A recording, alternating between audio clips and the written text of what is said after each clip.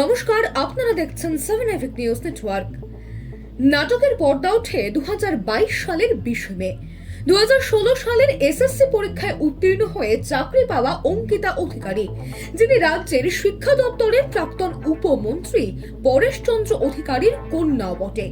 বেআইনি পথে চাকরি পাওয়ার অভিযোগে চাকরি চলে যায় তারপর বহু দুর্ঘটনা পার করে অবশেষে আজ কলকাতা হাইকোর্টের মহামান্য বিচারপতি দেবাংশু বসাক এবং মোহাম্মদ সাব্বার ডিভিশন বেঞ্চ 2016 সালের পুরো নিয়োগ প্রক্রিয়াটাকেই বাতিল করে দিলেন, যার ফলে এক লোহমায় নিশ্চিন্ত সরকারি চাকরি হারালেন রাজ্যের 25,753 জন যুবক যুবতী।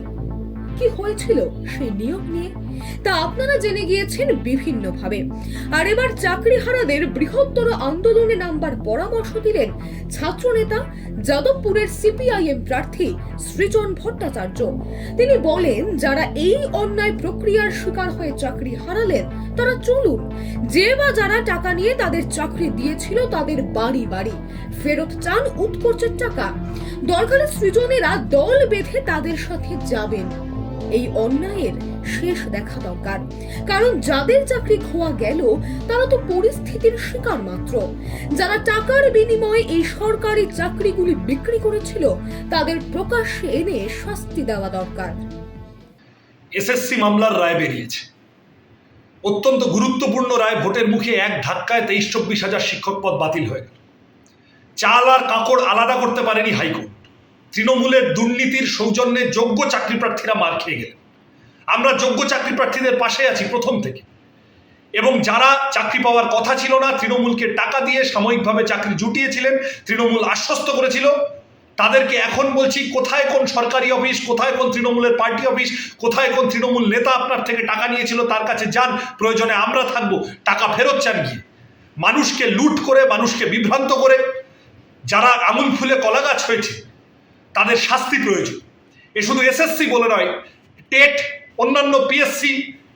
যাদবপুরের তৃণমূল প্রার্থী টেটে নাম জড়িয়েছিল, কেন্দ্রীয় তদন্তকারী সংস্থা একবার ডাকলো গেলেন, পরের বার ডাকলো গেলেন না, কেউ কিছু বললো না। তার মানে কি সেটিং? কোন সেটিং এর বরাব হয়, কোন সেটিং এর ভরসায় তৃণমূলেই দুর্নীতি করে গেছে এতদিন? আমরা এগুলোর জবাব চাই, দুর্নীতিগ্রস্তদের শাস্তি চাই। যারা যারা চাকরি চুরিতে নাম জড়িয়েছে হয় জেলে যাবে, নয় বিজেপিতে যাবে। বিজেপিতে গিয়ে পার পাবে না, জেলে পাঠানোর জন্য লাল ঝান্ডা আছে। ব্যুরো রিপোর্ট, 7 এফেক নিউজ, কলকাতা। এই খবরটি আপনাদের কেমন লাগলো, আপনাদের কি মতামত আমাদের অবশ্যই কমেন্ট করে জানাবেন, এবং এর পরবর্তী বিভিন্ন আপডেটের জন্য আমাদের চ্যানেলটিকে সাবস্ক্রাইব করুন। বেল আইকন বাটন প্রেস করতে একেবারে ভুলবেন না। আপনাদের একটা সাবস্ক্রিপশনও আমাদের জন্য অত্যন্ত মূল্যবান। সকলে ভীষণ ভালো থাকবেন, দেখতে থাকবেন। জয় হিন্দ।